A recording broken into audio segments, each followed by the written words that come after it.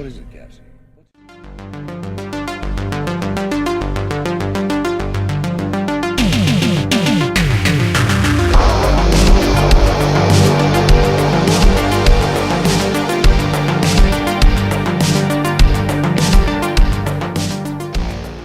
So we are talking about the movie The Channel, which is also known as The Periphery.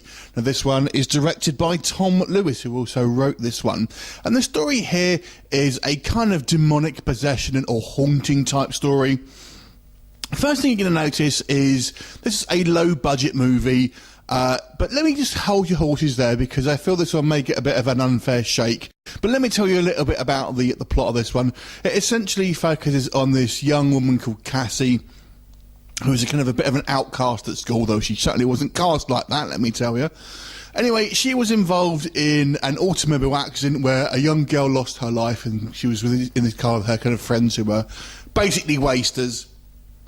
But since then, she's kind of been visited by these kind of spectres, seeing sort of strange figures and kind of experiencing paranormal phenomena, and she finds out she's essentially kind of being hunted and haunted by this kind of like entity that ultimately kind of wants her to kind of commit suicide, and you know is kind of harassing her and kind of essentially driving her mad. We also have kind of B plots involving basically the medical profession versus the church about what kind of should be done, and a few other sort of characters on here as well. So let's talk about what is good and bad with The Channel. So first of all, let's talk about any negatives I have with this movie, because I feel at first look this film is quite easily dismissed as a kind of cheap, low-budget horror film. Yeah, it is low budget, and it certainly does show through. So that is going to be my first issue here. It's if you're looking for a slick production value, you're not going to find it here. They do some decent job with some of the kind of the technical aspects of the camera works and stuff, but the effects here are on the kind of on the cheaper side, so you know you won't be blown away by the effects here. The main issue I have, and this is going to be the thing I feel will put most people off, is there's some very bad acting in this film. And when I say bad acting, it is some really bad acting, not from everyone, particularly from her kind of emo friends. My God, it is painful. There's scenes of them, thankfully they're not in it too much, but they are painfully bad actors. Oh, and the issue is that they kind of come into it at the end, and even then, they are bad actors, you'll know what I mean. Really bad actors, but there are some kind of poor acting from other people as well. The kind of the doctor, it sounds like he's kind of voicing over an advert sometimes and stuff as well. So there is some kind of bad acting here.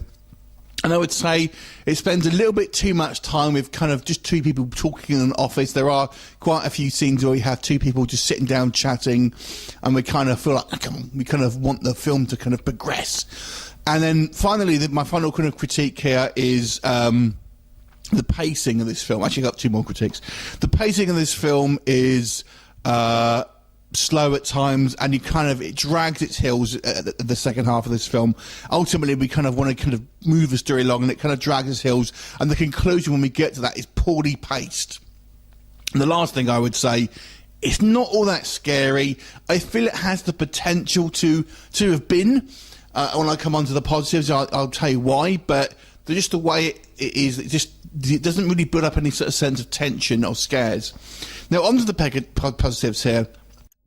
I actually do think the story has some good potential here. I actually quite like the story of this movie. It was written and directed by the same guy, and I feel that he does an excellent job of some world building here.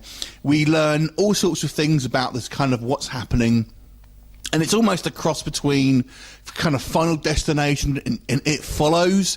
So I really like that the kind of the mythology of the kind of the entity and stuff is really kind of fleshed out and kind of quite well thought through. And it kind of makes sense for a kind of a demonic entity to be kind of doing these sort of things. So I did like that. And I also think the director has a good eye for like camera angles and stuff like that. The actual direction's actually quite good. You know, it looks like it should have been a bit more of a higher budget film, if that makes sense. You could have imagined this story kind of being maybe produced by kind of Blumhouse or something like that. and it turned out to be quite good and quite kind of like a slick, kind of, cinema-worthy horror film. But as it stands, and I feel a lot of this is down to the budgetary issues, is, as with my negatives, it kind of just holds the film back. But I say, the story-wise here is actually quite good. I did like the story. I did like some of the kind of the technical side of it. I think that all the camera is all very good, and they kind of use some tricks, particularly towards the end, to try and kind of hide the budget. And I do appreciate them obviously trying to kind of do a coherent horror film, and it is a coherent horror film. With these kind of low budgets and trying to kind of get around some of the restrictions, and some of it's quite inventive, I've got to say. But it's just not very well polished, essentially. So this film definitely has some potential. Tom Lewis, the guy behind this, it'd be interesting to see maybe what he does next, maybe with a little bit more funding. The main issue, though, and it really is, I mean, I hope these aren't his friends that he's cast, but there was some seriously bad acting, and that really does have to go. Overall, I'm going to give this movie a 5 out of 10. Have you seen it? What did you think of it? Leave me a comment, and I'll look forward to seeing you next time. Bye for now.